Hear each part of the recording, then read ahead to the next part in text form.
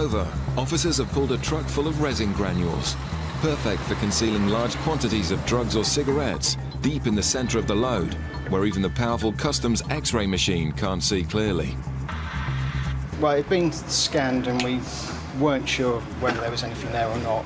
We've been in and had a look, and it is because it's the granules are so tightly packed, it's very dense, it's difficult for any sort of X-ray equipment to break it down. The officer spots that the bags in the center of the load have different packaging, and there's only one way to find out what's inside. Basically, it looks like the two rear pallets are clean. They've just got the granules in because you can see around the edges they've got the green writing on, whereas when you get those out of the way, the inner stack, the bottom three sacks are plain brown. There's no writing around the outside, so I'm 99.99% certain they've got cigarettes in them. So all we're going to do is just cut open those. The only thing is the granules they've packed around it are just going to go everywhere, so we have to tidy those up later.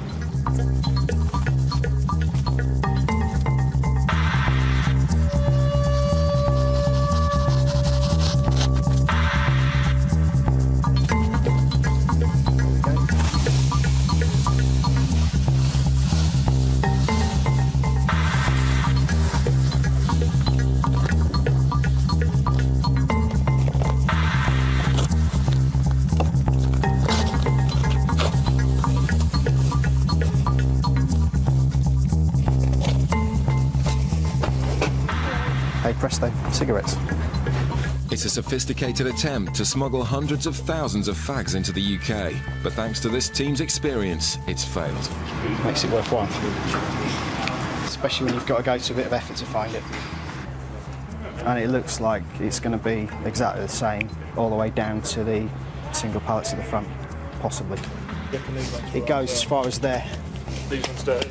Those ones are dirty, those ones are clean.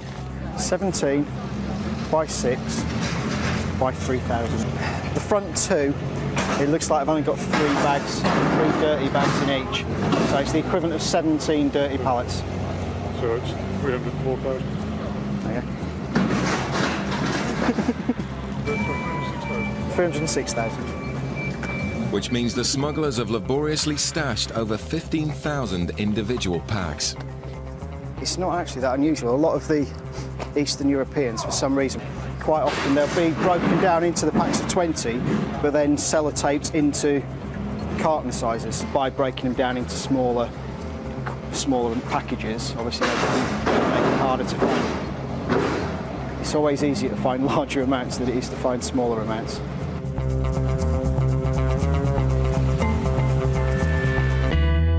In Gatwick, officers are on the lookout for 2 passengers who've mysteriously split up at passport control. But he came on his own, not with the other guys. Right, okay. One with previous charges of hardcore drug smuggling. And one was suspected of involvement in a previous drugs importation. Actually putting drugs, surgically inserting drugs into dogs in a Labrador, and then importing the Labrador from Colombia. Although he wasn't found guilty of that offence, so clearly not a dog lover. What's interesting is the two they don't appear to have come through together. The 2 men tried to disappear in the crowd, but the officers have them in their sights. Hello, sir. Where have you come from today? Antigua. Antigua. I'd like to come over very quickly.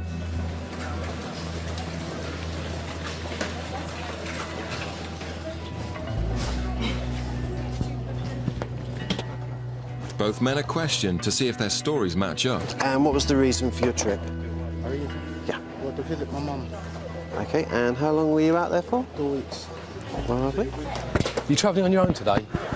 Pardon? You travelling on your own today? Yeah, well, a couple of us, but the rest of them is in the line. Oh, right, sir. Did you travel on your own today, sir? Yeah. Sorry? Yeah. Yes, you did. With their known connections with drug smuggling, their contradictory answers warrant further investigation. Around the edge here, some sort of thickness there, but it seemed quite heavy. So what I'm going to do is just pierce it very quickly and see if anything comes out.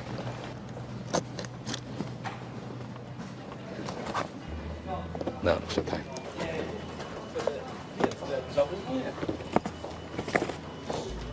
The drug swab gives a small hit for cocaine, and the 2 officers compare their findings. He told me he's travelling with him. My chap said he was on his own. Right, the guy I've got said There were 10 of them over in Antigua. They didn't all go out together, they went out in various groups. Met in Antigua, 10 of them. And today, 3 of them have travelled back. Him, and he pointed to the guy you're searching to say that they are travelling together. So, All right then, right, that's interesting. When I first stopped you at the start, you know, as I was just explaining who I was and where you'd come from, and I asked if you'd travelled on your own. Now, my colleague just happened to be chatting out to another chap over there, and when we just happened to be out there at the same time, he said that actually this chap said he travelled with you. Yeah, we all together were moving on our own, but yeah. So when you said you travelled on your own, No, I think even if I'm travelling with probably a woman or kids or something like that. right? Okay, so but you did, Yeah, okay. we know each other. But was it just the two of you? No, there's another one as well. Okay.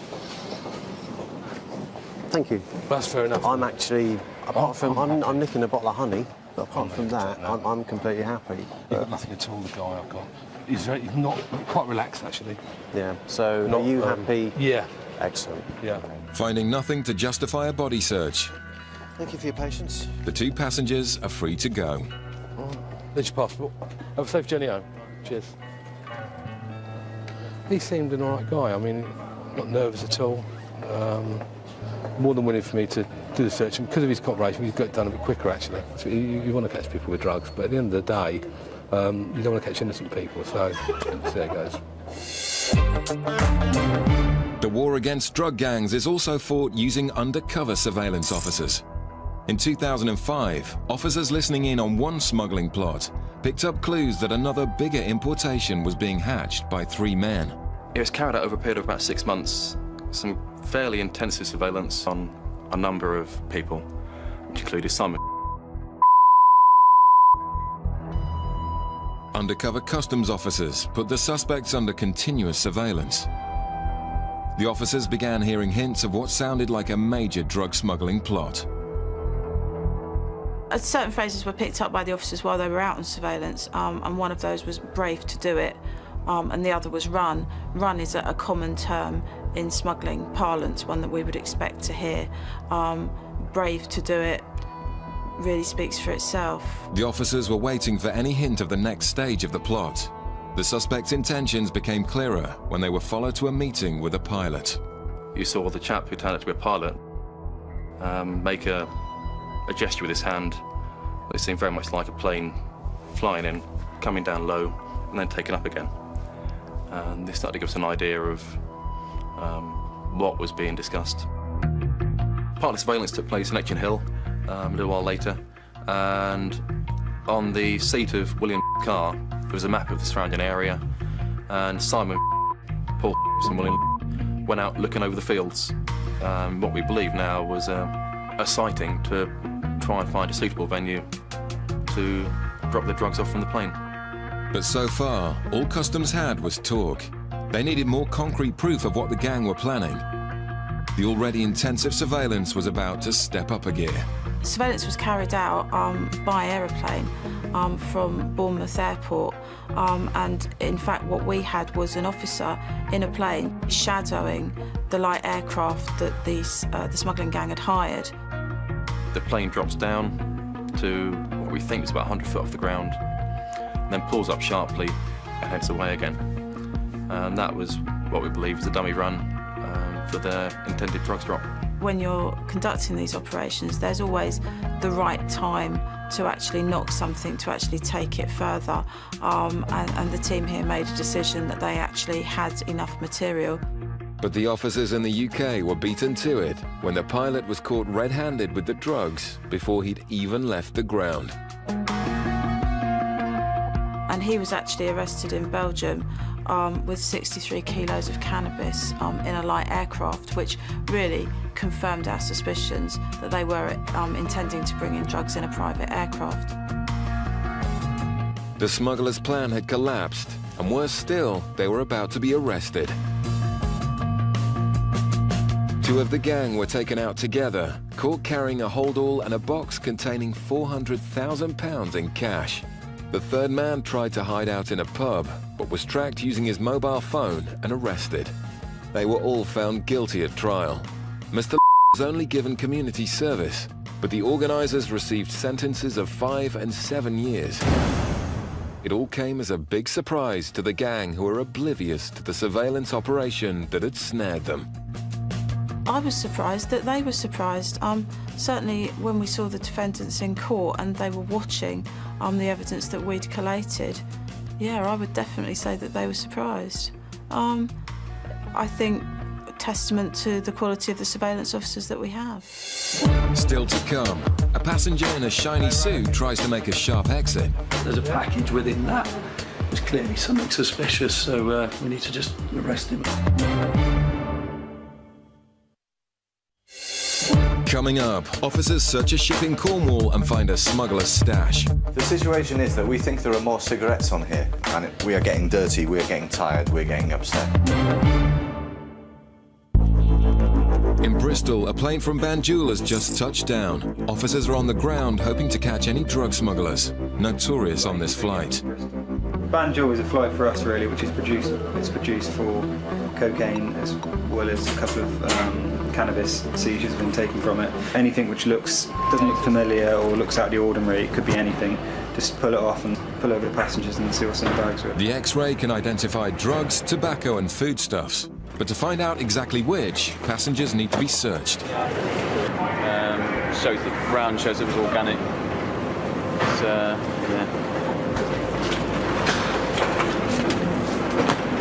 Another one there. We've got 3 bags so far. The X-ray has identified 3 suspicious bags. But while the team wait to apprehend the passengers, a man with a small bag and a new suit tries to make a quick exit. It's too suave. It smells like it. Just stop the gentleman. He's claimed he's been out there trying to do some business for a couple of weeks. Looks like he's got a false bottom on his suitcase. That was it. The passenger's bag has been glued. Inside is an unusual object that Russ suspects may have been put there deliberately. I mean, it might just be some sort of strengthener, but I think it's possible it's a strengthener. It's that there. Got about 3 or 4 compartments, this suitcase. Between the linings, it just looked like there was a bit tacky and a bit of glue along one little rim. It's quite well done. It looked intact for most of it, but it's just a little layer of glue. I've sort of pulled it back and opened it up in the middle, and there's a package within that. I'm suspecting there's probably other packages within the other bits as well, but I can't see what's in it at the moment. It's just a plastic package, but there's clearly something suspicious, so we need to just arrest him and take it further from there. Have you scanned it? The passenger is arrested, while Russ tries to determine what's in the suspicious bag. Just test it first and see what we get around there. What around? Do you want me to actually... In fact, it's glued as well. There? What do you think it is, Russ? Could be anything. Just something on there, right, okay.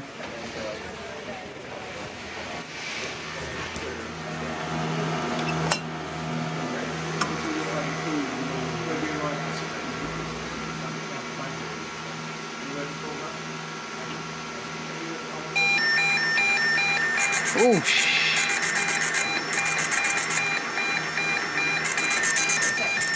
pretty high.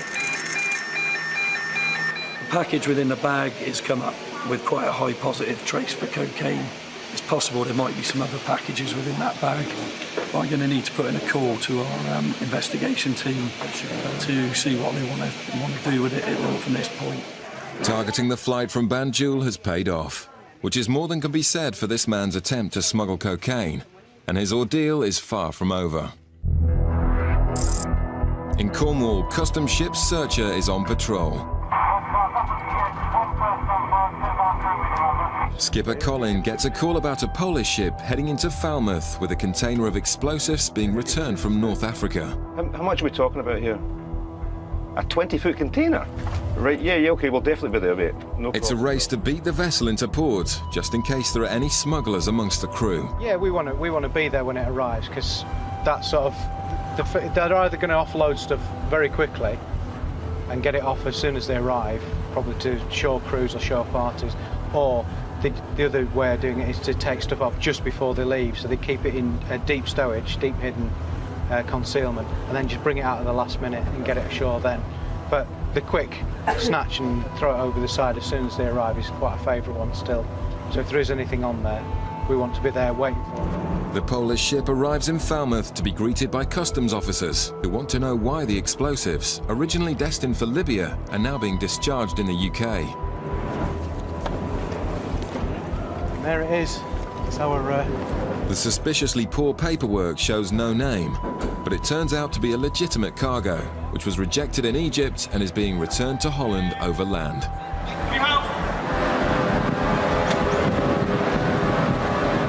What my team are going to do, they're going to have a quick look around the boat, a quick search. The mystery of the container has been solved, but the officers also want to rummage the entire ship for illegal cigarettes. The age of it, there's probably going to be a few hidey holes here as well, by the looks of it, that have been used before, so there's a fair chance that they might have stockpiled a few cigarettes for usage in their time in UK waters, so hopefully we'll find those. Back in Bristol, the examination of the man with a bag of cocaine continues.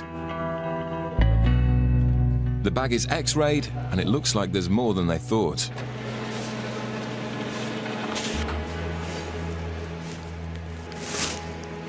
It's good when all this stuff we have works. 3 kilos or more.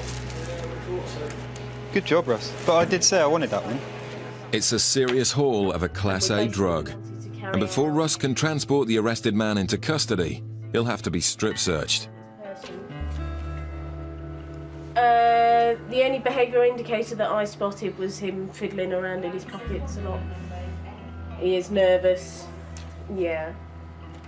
You go from top to bottom? From bottom to top? I normally get to do the bottom first. On Francis, we have been authorised to conduct a strip search of you because of what you're carrying in your briefcase. Right. Not all smugglers act the same, but this man appears unconcerned by the seriousness of the crime. Okay, if you can remove your jacket and your belt to start with, please. I was just saying, actually, it's amazing how cool he is. To get what he could be possibly getting at the end of this, it's amazing how he's so cool. I mean, he hasn't even raised his voice or anything. He looks really cool. It's amazing, to be honest. You don't know, really. You don't know what they're feeling inside. If you was to put your hand by his chest, it may be a different story. But from the outside, he looks as cool as a cucumber. The officers also search the rest of his bags and find 2 passports in other names. Oh my God, that's got another one. Got another passport. The gentleman's in a significant amount of trouble at the moment, yeah. And he'll be handcuffed, put in a car and taken to Weston-super-Mare police station. He's just sitting there very compliantly at the moment. Hopefully it'll stay that way when we take him to the police station. It's a great result for the officers, with over 3 kilos of cocaine off the streets and 1 more smuggler heading for some serious time behind bars. Customs officers are still searching the Polish vessel for any cigarettes being smuggled into the UK to be sold on the black market. Now, you declared 60 cigarettes? Yes, 60 cigarettes. Where are those 60 cigarettes to begin with? Put them there. That's your declaration, okay? Not a problem. Yeah. Do you have any more cigarettes? I'm not sure. I have 40 more. 40 cigarettes more. That's all? Yeah, that's it. Woody's finding signs that the crew aren't all as honest as they should be. Just open. There's 100. Have you got any more cigarettes hidden? You put on the form 200. There's 300. Got any more? No, 4 packets. I'm cabin smoke in galley smoke. Good. Have you hidden any more cigarettes in the galley? Yes. Where have you put them? No, sorry, no. It's only a small amount, but it's often a sign of bigger things to come. A lot of the time the captain doesn't know what the crew are up to. That's why the best areas to search are usually away from where the captain might go on a day-to-day basis. The captain wants to sail on, but searching the ship could take hours, although there's no evidence of serious smuggling so far. We got the initial details. I mean, potentially it was a great big terrorist problem. We had hints that it was going to Libya.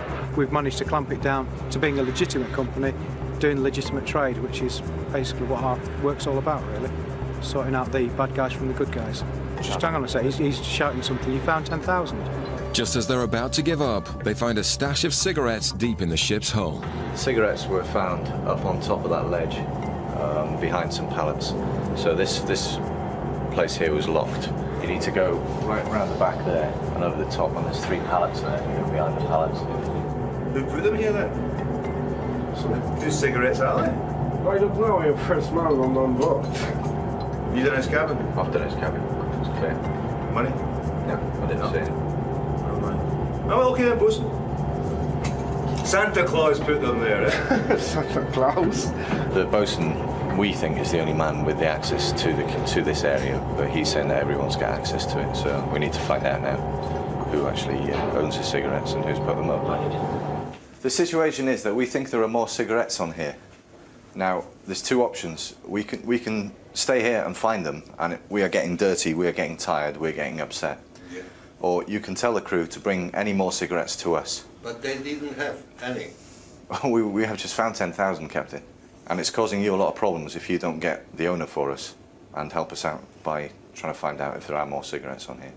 Maybe you could have a word with the crew and tell them to find cigarettes for us, or there will be problems with the company, and there will also be problems with the fine on the vessel.